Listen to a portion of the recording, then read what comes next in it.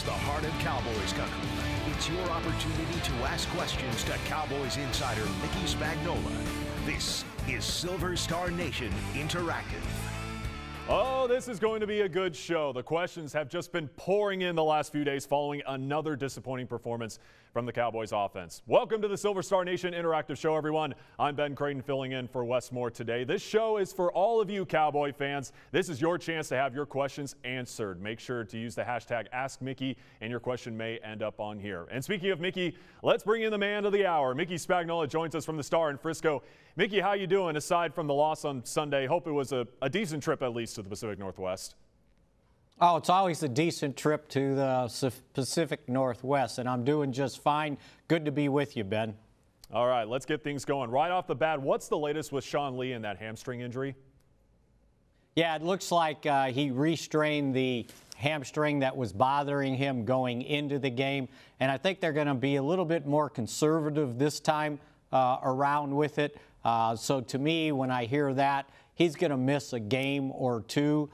Make sure they get this thing right and it doesn't continue to reoccur. You remember he went through it last year and, you know, just did everything he could to strengthen that deal in the offseason and even during the preseason, during training camp, worked extra on the side. They kept him out of a lot of the team activity, really didn't play much in the preseason, and then all it took was the third game and the thing goes out again. So I think they'll for sure, at least a game or two, I think he would miss and just try to get this thing right. You know, we know how valuable Sean is to this Cowboys defense. I mean, how big of a loss is this for this Cowboys defense? Well, if you look back to last year, when he was out, they just couldn't win a game. They struggled defensively. When he was in, they were awfully good. Now, if there's a silver lining this year, at least they sort of planned ahead in case this happened. And one of the reasons why they drafted Leighton Vander Esch in the first round. You know, and he came in that game against Seattle and played only 33 plays, but he had 11 tackles, 9 solo tackles, and 1 tackle for a loss. So I think they're better prepared, at least from a physical standpoint, to withstand this. What you lose, and certainly a rookie that's just played 3 games, is not going to replace Sean Lee's ability to get everybody organized, to make the defensive calls, to kind of anticipate what's going to happen before it happens. And that's what makes him so valuable, not just the fact that in the little bit he played in the game, he ended up with 11 tackles also, but just getting everybody lined up correctly. And it's hard for them to replace that. Now, I think Jalen Smith has to step up and do some of that, maybe do all of it, because I don't think you can expect Leighton Vander Esch to take on that leadership role so early in his career.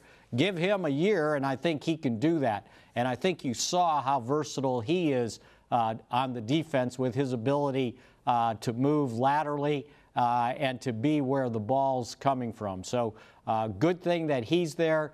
They also have Joe Thomas, who they started using a little bit more in that Seattle game. So maybe from a physical standpoint, they're better equipped.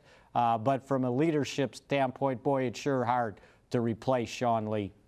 All right, Mickey, let's go on the opposite side of the ball now. It's not that surprising that almost all the viewer questions we've gotten are about the offense. Not a lot of productivity so far. 41 total points through week 3. The Cowboys have only gotten into the end zone twice in their 2 losses to Carolina and Seattle. And when you talk about the passing game, Dak Prescott hasn't thrown for over 200 yards in the last 5 games going back to last season, which leads us, I should say, to our first question from Big Ed. He asks, in your opinion on our offense, do you see a problem with the scheme or the personnel?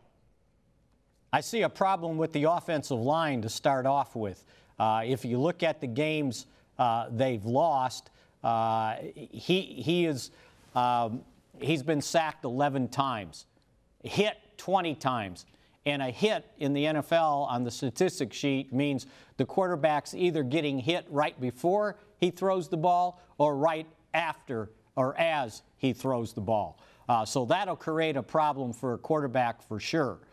So first and foremost, to me, the Cowboys have to do a better job of blocking, of being able to protect the quarterback. And it's not all just one-on-one stuff either on that offensive line. It's also being able to pick up defensive games, schemes, when they're looping and when they're blitzing. They've got to do a better job than that. And let's not forget that Travis Frederick's not out there. Now, I understand Joe Looney's a backup, and he's helped out at center. I think he's done a good job. But the gap between a backup and a four-time Pro Bowler is usually pretty large. And again, sort of like with the Sean Lee thing, Travis Frederick gets everybody organized, everybody lined up, makes the line calls, and been doing it now during his career and never missed a game until this year. So they miss him. You got a rookie at left guard, Connor Williams. Again, not bad, but it's a change. And La'el Collins at right tackle really hasn't played as well, I think, as he did towards the end of last year. So when you have protection problems, you're probably going to have problems at quarterback. Now, as a scheme standpoint, you know, can they figure out the running game, but they can't figure out the passing game? Because right now, after 3 games, Ezekiel Elliott's tied for the league lead in rushing with 274 yards. So they're doing something right there. They just can't seem to get the passing game unwound. And to me, a lot of it has to do with the protection problems they continue to have. He didn't get sacked once in the game against the Giants. And what did they do? They ended up winning. And I know 20 points is nothing to go scream about, but it was a step in the right direction. And then when you get sacked 5 times and hit another 10 times, and you lose a fumble and you have a pass bounce off your receiver's hands that should have been caught into an interception, you're probably going to have trouble in the passing game. This one from America's team, We Dem Boys. He asks, do you think Dak and the offense do eventually start to click and win games? And he also asks, do you see the Cowboys possibly calling Dez Bryant? I don't see him calling Dez Bryant. I just think that ship has sailed. But I do think that this offense can improve as the weeks go along. You know, my point last week was the defense has to continue to play awfully well to buy time for this offense to continue to get better, to continue to progress, because it was never a finished product when they started the season. And unfortunately, against Seattle, they had 2 big busts in coverage, which led to 2 of the 3 Seattle touchdowns. If you don't have those busts, you might be still in the game. They can't afford that. And they can't afford for that defensive front, which is still second in the league with 11 sacks, to only sack Russell Wilson twice when he had been sacked a dozen times in his first 2 games. So the defense just continues to have to be better till the offense catches up. You talk about Ezekiel Elliott, definitely a bright spot for the Cowboys in that loss to Seattle. But knowing how well he has been, I got to bring up Chris Baker's question here. He asked, with the Cowboys' lack of offensive productivity with a top 3 running back, in his opinion, will there be a change in quarterback, offensive coordinator, or head coach before the 2019 season? He says he's really hoping all 3 are in play for the offseason. And I know there's a lot of people that are really upset with Scott Linehan and Jason Garrett just because of those offensive troubles. Yeah, and you know, the weird thing is, number one, it's 3 games, and I understand it. And everybody wants to go back to last year, the last 8 games of the season. But there was some reasons for that, right? No Sean Lee, no Tyron Smith, no Ezekiel Elliott. And in the games they lost, I understand that. But they had a 3-game winning streak in there before. Oh, by the way, they got beat by Seattle. And they averaged over 30 points a game in those 3 games. So Linehan just kind of forgot what he's supposed to do. Jason Garrett forgot what he was supposed to do. You know, if you look at the first 8 games of the season last year, when everything was intact, they averaged 28 points a game in those 8 games. So suddenly Linehan doesn't know how to call plays. The head coach doesn't know how to coach anymore. It just kind of happened overnight. I think you have to look into maybe some of the reasons of what's going on with the team, and you can't always put everything in a box and put a nice bow on it and say, oh, look at this. Look at each game and see what happened and why it happened. And I think you'd have a better answer than having to just kind of rush into a decision and let's fire everybody. I completely agree with you. You know, like you said, it's only been 3 games. Let's give it a little bit more time. I know they're struggling on offense, but you never know. They can turn it around. From me, in your opinion, can you see this offense really turning the page, turning this thing around after just 3 games? And how can they improve going forward? Well, first and foremost, by playing together and getting some better execution. I mean, think about this.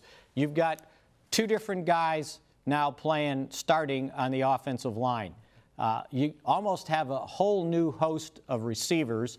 You have all new tight ends, basically, save Jeff Swain, who caught 9 passes last year. And I just don't think these things come together just automatically because you want them to. Now, are the Cowboys at fault maybe for not stocking that offense with better personnel in the offseason? You know, you can make an argument for that if you want. But again, you do have salary cap ramifications when it comes to that. I just thought that this team was not a finished product when it began the season. And if you go back and look at my column that I wrote on DallasCowboys.com the Friday before the season started, I said, if you're willing to wait and be patient and watch this team grow, you just might see something. But don't expect them to get off to a 5-0 start because it's not going to happen. And obviously it isn't happened. Now, you would hope it would be better than what it has been. But if you look at some things that happened in the game, you know, what if, and I know it's hard for people to play what if, but what if Zeke doesn't have his toes step out of bounds on what would have been that touchdown pass? What if Michael Gallup catches the ball thrown to him instead of bouncing off his hands into an interception to Earl Thomas? The same thing with Blake Jarwin in the pass over the middle on the other interception. And then Zeke running with the ball downfield for 26 yards, gets into the red zone, and doesn't have the ball in his left hand like he should. He had it in his right hand. It comes out, and they lose a fumble. So there's some things there that the play caller can't fix. And the way this offense is right now, to me, with the personnel, they don't have the ability to overcome that many mistakes. And I think that's the biggest problem. Not the play calls, not the organization, but when you make mistakes like that and you're kind of on the border with your personnel, all sort of new, then you're going to have some problems. And I think you need to look at it that way. Now, if we get to 1-7 and these problems persist, then I'll give in and say, okay, yeah, they've got some problems. But 1-2, you know, I think there's a team out in the Northeast that's 1-2 right now, and I bet they're not calling for the head coach's head. The perfect segue right there. Okay, we got a couple seconds left. Mickey, let's wrap it up with this. Detroit Lions come into Jerry's World. Obviously a very impressive win over those New England Patriots back on Sunday Night Football. I know we still got a couple more days until kickoff, but what are your 3 keys so far for this Cowboys-Lions matchup coming up on Sunday? Well, first and foremost, the defense has to keep their offense in check, just the way I was talking about. I think, secondly, they've got to protect Dak. They've got to be able to give him time to operate in the pocket and not having to move around as much as he had. And then third, they just can't hand out gifts. They're not good enough to overcome 3 turnovers and not get any yourself. So if you're looking ahead, I think keep an eye on those 3 things going forward. And then when I give you my keys on Saturday, we'll see if they change or they're exactly the same. Mickey, as always, really appreciate it. This is always fun to do. I'm kind of jealous that Wes gets to do this every single week because I might take a spot, honestly. I might just kick Wes off this desk. This is so much fun. Mickey, well, really appreciate it. Sabotage him, right? Yeah. Okay, good to be with you. Yeah, appreciate it, Mickey. We'll talk to you again next week. And again, like I said before, Cowboy fans, this is all about you. Keep sending us your questions. #AskMickey. We'll be back here every week at 3 o'clock for a whole lot more. We'll see you next week.